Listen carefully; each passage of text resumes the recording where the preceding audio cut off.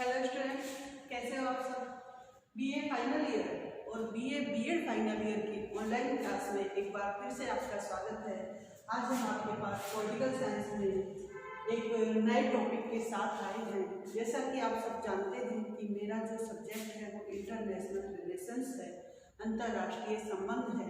तो उसमें जो बड़े बड़े टॉपिक थे, फर्स्ट यूनिट में 2 टॉपिक थे, वो दोनों मैंने करवा दिए हैं, कोल्ड वार और यूएन। अब उसके बाद जो आपके इम्पोर्टेंट चैप्टर्स आते हैं वो मैं करवा रही हूँ। तो उससे सबसे पहले हम यहाँ पर संगठन लेंगे। नैन मैंने करवा दिया था कुछ निरपेक्ष तक। अब उसके बाद हम आसियान, सार्क, ब्रिक्स और इब्सा पढ़ते हैं। तो सबसे पहले हम सार्क को लेते हैं। सार्क क्या है? सार्क क्या है? सार्क एक संगठन है, बहुत से देशों ने मिलकर बनाया है आपसी अपने देशों की अर्थव्यवस्था को सुधारने के लिए, एक दूसरे के साथ व्यापार बढ़ाने के लिए। तो सबसे पहले सार्क की फुल फॉर्म लेते हैं। इसको कहते क्या है? सार्क दक्षिण एशियाई क्षेत्रीय सहयोग संघ। दक्षिण एशियाई क्षेत्रीय सहयोग संघ, इंग्लिश में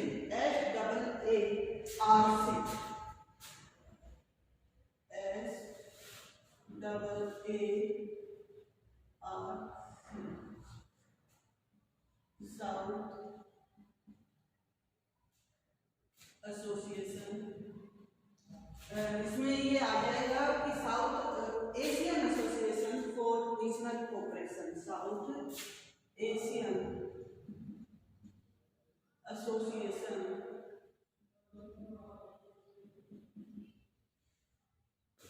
फॉर रीजनल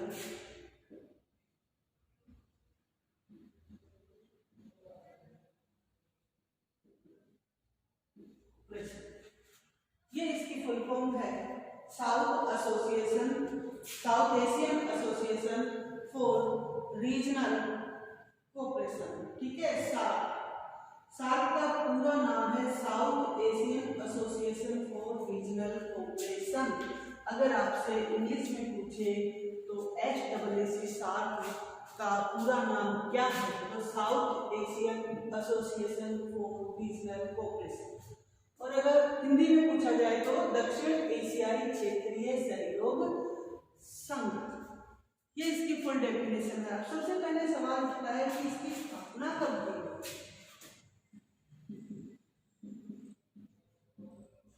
तो स्थापना कब हुई इसकी? कई बुक्स में आपको मिलेगा 7 दिसंबर और बहुत सी बुक्स में मिलेगा 8 दिसंबर। तो उसमें आपको कंफ्यूज नहीं होना है। 7-8 दिसंबर दोनों ही सही हैं। तो 7-8 दिसंबर 1985 को बांग्लादेश के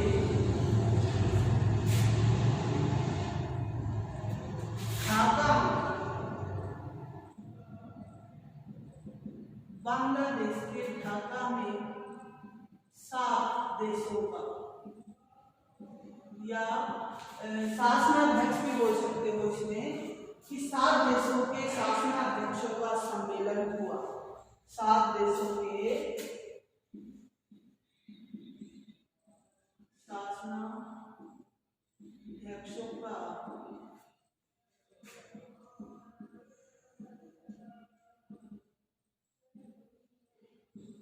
सम्मेलन। तो ये है इसकी स्थापना कब हुई? 7 से 8 दिसंबर 1985 को बांग्लादेश के ढाका में दक्षिण एशिया के 7 देशों के राष्ट्राध्यक्षों का सम्मेलन हुआ और सार्क की स्थापना की गई।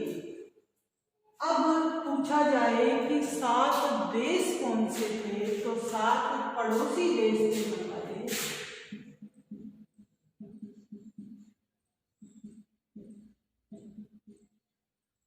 भारत भी शामिल है इसमें।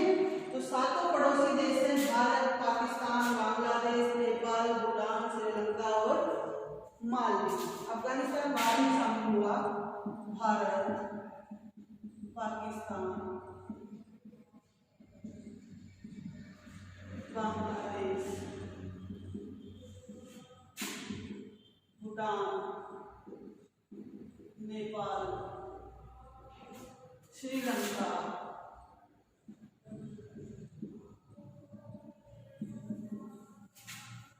और मालदीव। भारत, पाकिस्तान, बांग्लादेश कितने हो गए? 3, 6 और 1, 7। ये 7 देश हैं। सातों पड़ोसी देशों की विश्व राजनीति में क्षेत्रीय सहयोग की एक पहली शुरुआत थी। इन देशों में आपसी सहयोग बढ़ाने के लिए, अभी आपको पता है कि पड़ोसी देश हैं, तो पड़ोसी देशों में मुख्यतः विवाद, मतभेद, सीमा विवाद होते हैं। मुख्यतः क्या होते हैं? जमीनों के विवाद होते हैं। या आपको पता है कि भारत पाकिस्तान के बीच आतंकवाद एक बड़ी समस्या है, तो वो भी एक मुख्य विवाद है। तो 1985 में क्या हुआ? इन सातों देशों के शासनाध्यक्षों ने मिलकर एक नई शुरुआत की कि हम पड़ोसी देश हैं, तो हम अपने तनाव को समाप्त करने के लिए एक संघ बनाते हैं और उसमें क्या होगा? हमारी समस्याएं भी रखी जाएंगी, साथ ही हम एक दूसरे के साथ व्यापार की तकनीकों का भी विकास करेंगे, तो हम सबका विकास होगा। ठीक है, तो इन सातों पड़ोसी देशों ने मिलकर एक संघ का निर्माण किया जिसका नाम रखा गया सार्क। ये एक अच्छी शुरुआत थी। अब आपने देखा कि सातों ही देश क्या थे? विकासशील देश कह सकते हो इसको, विकसित तो नहीं कह सकते। सातों ही देश, विकसित देश इसमें कोई भी नहीं है, विकासशील देश है। तो सातों की जो लगभग इकोनॉमी है वो भी ज्यादा अच्छी नहीं थी, ठीक ठाक थी। इन सातों देशों के बीच सद्भावना, भाईचारे और सहयोग का नया युग शुरू हुआ। अब दक्षिण के जो ये सदस्य देश हैं, इनमें लगभग 190 करोड़ लोग रहते हैं, या ये मान लीजिए विश्व की पूरा 21% लोग रहते हैं। अब शुरुआत करें कि इसका विकास कैसे हुआ, यहाँ तक हो गया। अब सार्क का विकास धीरे धीरे हुआ है, एकदम से विकास नहीं हुआ है। सार्क का विकास धीरे धीरे हुआ। सार्क की परिकल्पना पहली बार पूरे माइंड में, पूरा जो मैप था, प्रारूप था, वो पहली बार परिकल्पना किसने की? परिकल्पना बांग्लादेश के राष्ट्रपति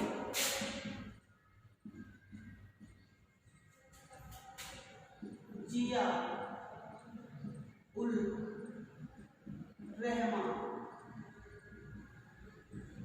ने की। अब क्वेश्चन कई बार पूछा जाता है कि सबसे पहले सार्क का विचार किसके मस्तिष्क में उठा, परिकल्पना किसने की? तो इसमें आपको बताना है कि बांग्लादेश के राष्ट्रपति जिया उल रहमान ने की। उन्होंने 1977 से 80 के बीच भारत, पाकिस्तान, नेपाल, श्रीलंका की यात्रा की और उसके बाद उन्होंने एक दस्तावेज तैयार किया जिसके में वर्णित मुद्दे आज भी सभी देशों के बीच सहयोग का केंद्र बिंदु रहे हैं।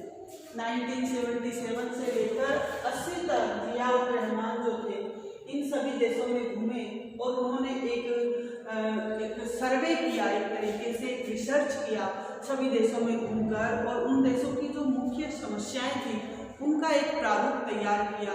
और प्रारूप तैयार करने के बाद सातों देश, जो देश थे पड़ोसी देश, इनके शासनाध्यक्षों से बात की कि क्यों न हम सभी देश मिलकर एक ऐसे संघ का निर्माण करें जिसमें हम अपनी सारी समस्याएं रख सकें। और फिर उन्होंने ये मैटर तैयार किया। अब उसके बाद क्या है कि इस कार्य को व्यवहारिक बनाने में बांग्लादेश के शासक इरशाद और भारतीय पीएम राजीव गांधी की महत्वपूर्ण भूमिका है। परिकल्पना हो गई, व्यवहारिक, इसको पूरी तरह से व्यवहारिक रूप देने में, व्यवहारिक बनाने में बांग्लादेश के शासक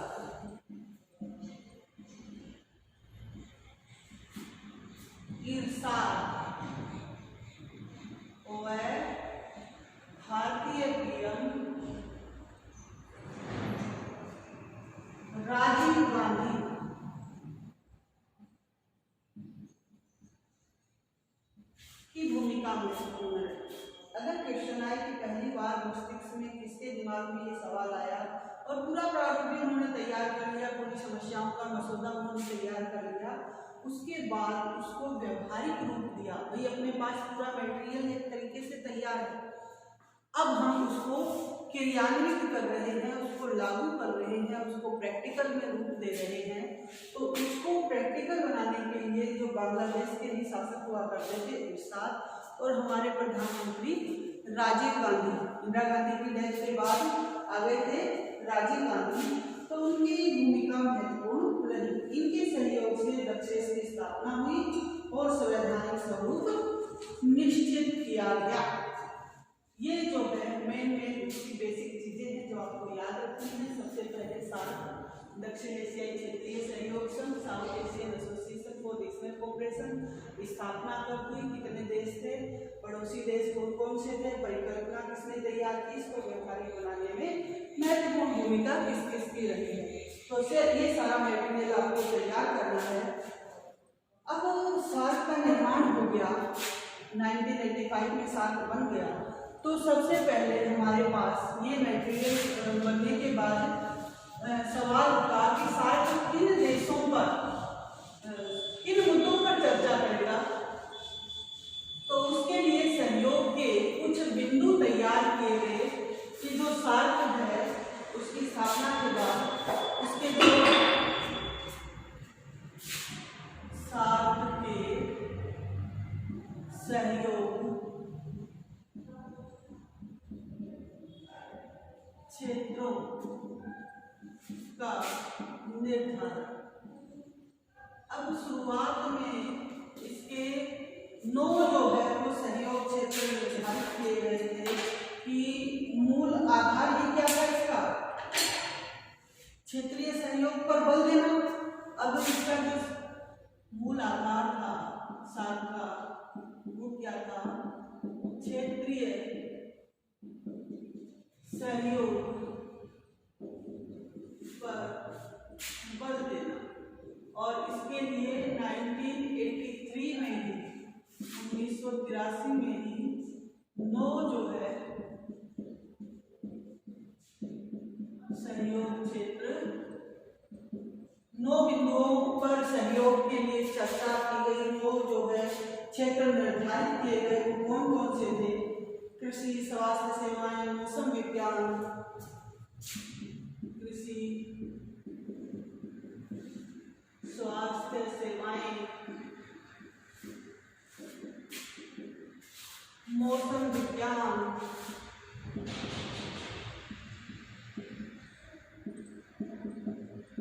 ये क्या थे, बिंदु थे जिनके ऊपर सबको मिलकर चर्चा करनी थी। डाक तार सेवाएं, ग्रामीण विकास, डाक तार सेवाएं, ग्रामीण विकास,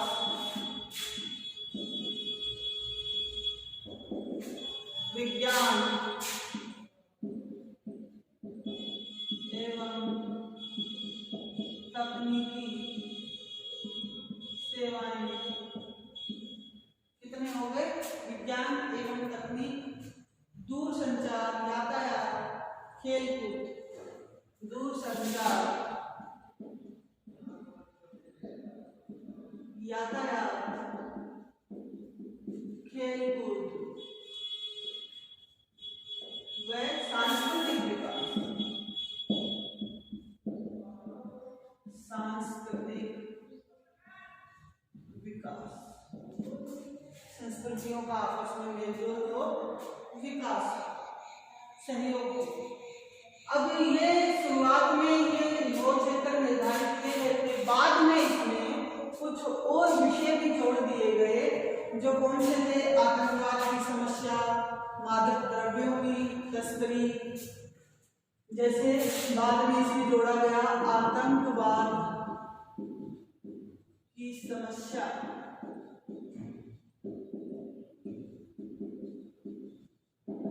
मादक द्रव्य जो नशीली चीजें होती हैं जैसे अफीम है, गांजा है, चर्च है, उनके आपसी देशों में बॉर्डर पार करके तस्करी जो करवाई जाती थी उसको रोकने के प्रयास किए गए। मादक द्रव्यों की तस्करी, क्षेत्रीय, फिर उसके बाद ये हुआ क्षेत्रीय विकास में महिलाओं की भूमिका, क्षेत्रीय विकास में महिलाओं की भूमिका। तो ये विषय बाद में इसमें जोड़े गए। पहले ये 9 विषय तैयार किए गए थे, कृषि है, स्वास्थ्य सेवाएं हैं, मौसम विज्ञान है, डाकतार सेवाएं हैं, ग्रामीण विकास है, विज्ञान है, तकनीकी सेवाएं हैं, दूर संचार है, यातायात है, खेल कूद है, वह आपस में संस्कृतियों में सहयोग विकास है। फिर बाद में कुछ और मुद्दे इसमें ऐड कर दिए गए, जैसे सबसे मेन जो मुद्दा है वो है हमारी आतंकवाद की समस्याएं, और इससे सभी जो है त्रस्त हैं। तो सार्क एक संगठन बना था, बहुत सारे देश इसमें शामिल हो गए थे, 7 देश शामिल थे, तो उसमें आतंकवाद तो जोड़ना ही था, तो आतंकवाद की समस्या को भी इसमें जोड़ दिया गया। फिर मादक द्रव्यों की तस्करी, जो आपस में एक दूसरे देश के अंदर, जैसे आपको पता है कि हमारा जो भारत देश है उसमें 2-3 देशों के बॉर्डर आपस में मिले हुए हैं, जैसे नेपाल का है, तो उसमें क्या है आपस में तस्करी का कार्य, मादक द्रव्य जो अफीम है, गांजा है, चर्च है, नशीले पदार्थों का जो सेवन होता है, उनकी तस्करी होती थी, तो उसको रोकने के प्रयास किए गए। ये मुद्दा यहाँ पर जोड़ा गया। फिर क्षेत्रीय विकास में महिलाओं की भूमिका, तो ये विषय यहाँ पर जोड़े गए। अब उसके बाद ये आपको अच्छे से ध्यान में रखना है कि किन किन क्षेत्रों में सहयोग के लिए यहाँ पर मुद्दों को इकट्ठा किया गया साथ में। अब उसके बाद क्वेश्चन आता है कि सार्क की स्थापना के उद्देश्य क्या क्या है। सबसे पहले सार्क के उद्देश्य, तो उद्देश्य में सबसे पहला उद्देश्य है दक्षिण एशिया क्षेत्र के जन कल्याण एवं जीवन स्तर में सुधार करना। दक्षिण एशिया क्षेत्र के जन कल्याण एवं जीवन स्तर में सुधार करना।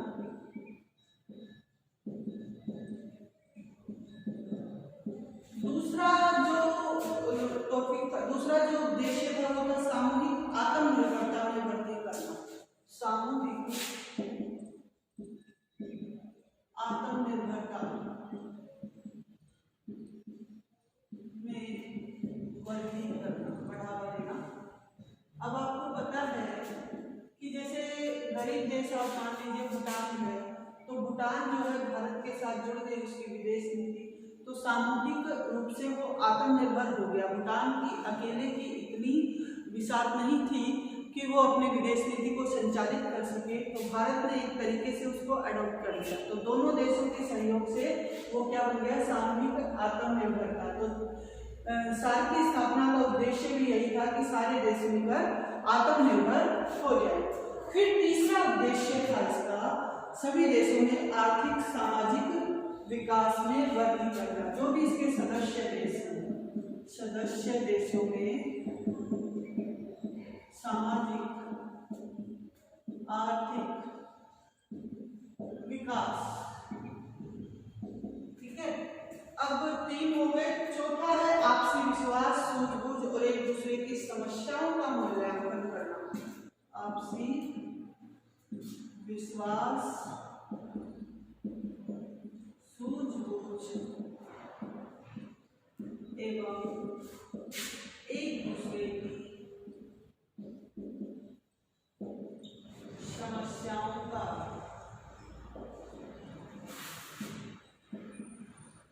मूल्यांकन करना, ठीक है। आपस में एक दूसरे की समस्याएं कम करने का प्रयास करना। फिर उसके बाद अन्य विकासशील देशों के साथ सहयोग करना। बाकी और भी जो गरीब विकासशील देश हैं उनको भी मिलाने की कोशिश करना, सहयोग करना होगा। अन्य विकासशील देशों के साथ सहयोग करना, ये हो गया। एक और ले लीजिए, छठा है अंतरराष्ट्रीय मंच पर आपसी सहयोग बढ़ाना। अंतरराष्ट्रीय इंटरनेशनल जो मंच है हमारा, जैसे कि यूएनओ मान लीजिए अंतरराष्ट्रीय मंच है, अंतरराष्ट्रीय मंच पर आपसी सहयोग बढ़ाना। जैसे मान लीजिए एक छोटा सा उदाहरण देती हूँ आपको, जैसे सार्क के उद्देश्य है ये, तो सबसे पहले तो दक्षिण एशिया क्षेत्र के लिए सार्क का निर्माण हुआ है, तो जाहिर सी बात है कि वो वहाँ के विकास की भी बात करेगा। तो दक्षिण एशिया क्षेत्र के जन कल्याण और जीवन स्तर में सुधार करना सार्क का मुख्य उद्देश्य यही था। फिर उसके बाद सामूहिक आत्मनिर्भरता में वृद्धि करना, सदस्य देशों के सामाजिक और आर्थिक विकास करना, आपसी विश्वास, सूझबूझ और एक दूसरे की समस्याओं का मूल्यांकन करना, अन्य विकास के जितने भी और बाकी जो देश हैं, पड़ोसी देश हैं जो इतने आत्मनिर्भर नहीं है, उन देशों को भी कोशिश करना कि सार्क के साथ जोड़ा जाए और उनका भी सहयोग किया जाए। फिर अंतरराष्ट्रीय मंच पर आपसी सहयोग बढ़ाना, जैसे मान लीजिए एक छोटा सा उदाहरण देती हूँ, जैसे यूएनओ अपना अंतरराष्ट्रीय मंच है और यूएनओ में अकेला भारत जाकर अपनी समस्या रखता है, तो यूएनओ इतना ध्यान नहीं देगा। और अगर भारत सार्क के साथ मिलकर जाता है, जितने भी सदस्य देश हैं इसके सातों देश मिलकर अगर उसमें जाएंगे तो यूएनओ जरूर ध्यान देगा, क्योंकि वो एक संगठन है। तो अंतरराष्ट्रीय मंच पर आपसी सहयोग बढ़ाना, आपस में उनकी एकता बनाए रखना। अब इसके बाद ये उद्देश्य हो गए इसके। अब उसके बाद मैं आपको बताती हूँ कि सार्क के अंतर्गत जो सम्मेलन होते हैं, सार्क के अंतर्गत कौन सी संस्थाएं हैं। अभी सार्क हो गया ये, तो सार्क के अंतर्गत सबसे पहले संस्थाएं कौन सी हैं।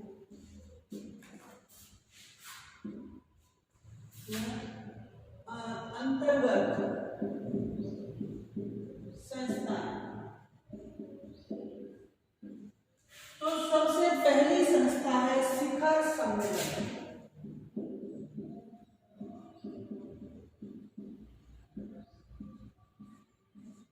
पहली संस्था है शिखर सम्मेलन। हर साल एक शिखर सम्मेलन का आयोजन होगा, जिसमें सदस्य देशों के शासनाध्यक्ष भाग लेंगे। सार्क का निर्माण हुआ, उसके बाद ये तय हो गया था कि हर साल जो है, हर वर्ष एक शिखर सम्मेलन आयोजित किया जाएगा, एक वर्ष में एक बार। और उसमें क्या होगा, हर साल एक शिखर सम्मेलन आयोजित होगा और उसमें जितने भी शासनाध्यक्ष हैं वो सभी मिलकर भाग लेंगे। जैसे भारत है तो भारतीय पीएम जो है वहां पर शामिल होंगे। तो यहाँ पर शिखर सम्मेलन क्या था, एक शिखर सम्मेलन का आयोजन होगा, जिसमें सदस्य देशों के शासनाध्यक्ष भाग लेंगे हर वर्ष। फिर उसके बाद दूसरा आता है मंत्री परिषद। जैसे मान लीजिए शिखर सम्मेलन में अभी 2020 में हमारी जो मार्च 2020 में वीडियो कॉन्फ्रेंसिंग के माध्यम से सार्क का हमारे पीएम जो है नरेंद्र मोदी, उन्होंने शिखर सम्मेलन आयोजित किया वीडियो कॉन्फ्रेंस के माध्यम से ऑनलाइन। तो उसमें कोविड-19 से किस प्रकार से निपटा जाए, उसमें कैसे जो है सभी देश मिलकर कैसे इस वैश्विक समस्या से छुटकारा पा सकते हैं या इसको अपने देश में आने से रोक सकते हैं, मार्च 2020 में यह आयोजित किया गया था। तो उसमें वो मुद्दा उठाया गया था और इसकी पहल किसने की थी, भारत ने की थी। अब दूसरा टॉपिक है मंत्री परिषद। मंत्री परिषद सदस्य देशों के विदेश मंत्रियों की परिषद है। इसकी विशेष बैठक आवश्यकता अनुसार कभी भी हो सकती है, परंतु 6 माह में एक बैठक होना आवश्यक है। ये जितने भी इसके सदस्य देश हैं उनके विदेश मंत्रियों की बैठक है, इसकी विदेश मंत्रियों की बैठक है। और ये जो है, वैसे तो इसका जो है विशेष बैठक आवश्यकता अनुसार हो सकती है, परंतु 6 माह के बाद एक बैठक होना आवश्यक है। 6 माह बाद एक होना आवश्यक है और आवश्यकता अनुसार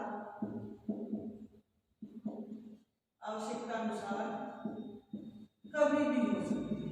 इसमें जितने भी सदस्य देश हैं उन सबके विदेश मंत्री इसमें शामिल होते हैं। अब उसके बाद स्थायी समिति, ये सचिवों की समिति है, इसकी बैठक भी कभी भी हो सकती है, साल में एक बैठक आवश्यक है। स्थायी समिति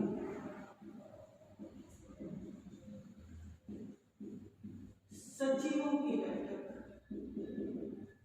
सेम प्रोसेस है कि साल में एक बार होनी आवश्यक है, आवश्यकता अनुसार कभी भी हो सकती है। उसके बाद तकनीकी समितियां, इसमें भी सभी देशों के प्रतिनिधि जो है शामिल होते हैं। तकनीकी समितियां,